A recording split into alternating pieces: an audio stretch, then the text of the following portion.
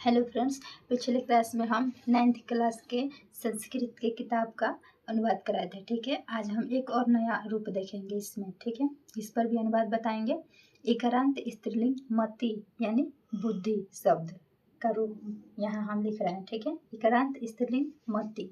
ये मति जो शब्द है ये संस्कृत में, ये मति का जो शब्द है ये स्त्रीलिंग है। ठीक है, और इकारांत में है। ठीक है, यहाँ ये हर्षई ती जो है ये देखिए, ये इकारांत को इंडिकेट कर रहा है। ठीक है, छोटा हर्षई इकारांत। ठीक है, तो इस लिखेंगे हम, इधर लिखेंगे विभक्ति और इधर लिखेंगे वचन। ठीक है, तो लिखना शुरू कर रहे हैं। मति मति मति मतया मतिम मति मति मतया मतिभ्याम मतिभि मते या मते ऐसे भी लिखेंगे। मतई मतई या मते ऐसे भी लिखेंगे। मतिभ्याम मतिभ्य।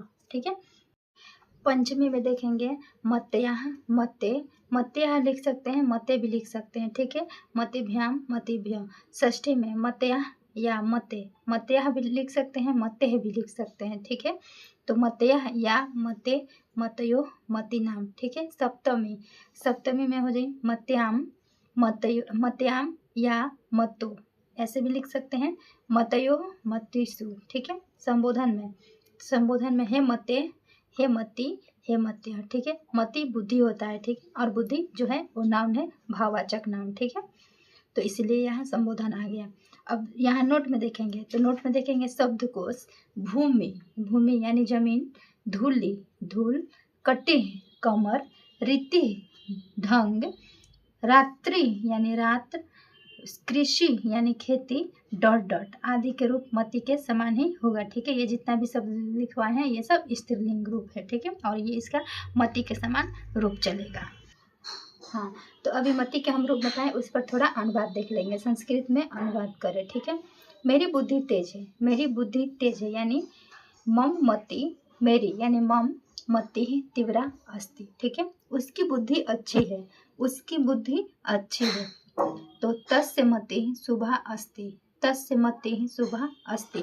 मैं बुद्धि को बढ़ाता हूँ, मैं बुद्धि को बढ़ाता हूँ। तो अहम मतिम वर्धयामि। ठीक है, वह बुद्धि को सीखता है, वह बुद्धि को सीखता है। तो स मतिम अधिगच्छति। ठीक है, बुद्धि से कार्य करो, बुद्धि से कार्य करो, मतया कार्यम कुरु।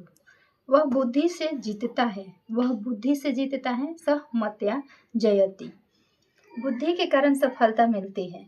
तो मतया कारणे सफलता लभयति, मतया कारणे सफलता लभयति।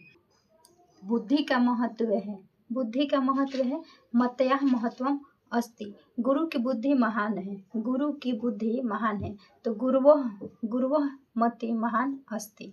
बुद्धियों से कार्य सफल होता है, बुद्धियों से कार्य सफल होता है। तो मतिभ्याम कार्या सफलम भवति, मतिभ्याम कार्या सफलम भवति।